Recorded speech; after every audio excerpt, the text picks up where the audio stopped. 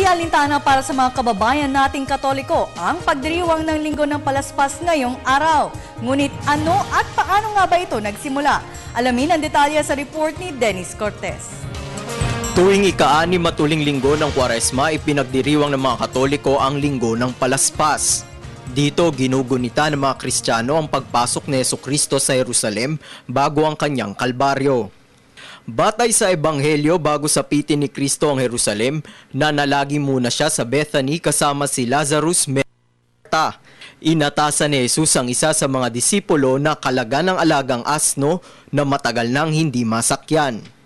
Gamit ang asno, tinaak ni Jesus ang Jerusalem. Pagdating doon, winagayway ng mga tao ang sanga ng olibo o maliliit na tangkay ng puno bilang tanda ng pagpupugay.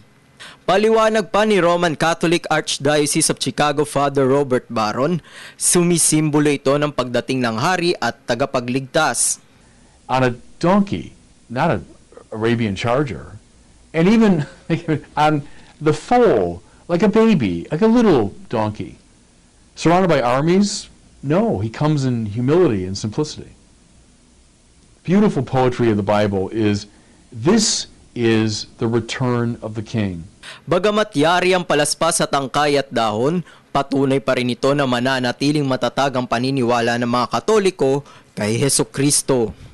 Para sa Telebisyon ng Bayan, Dennis Cortez.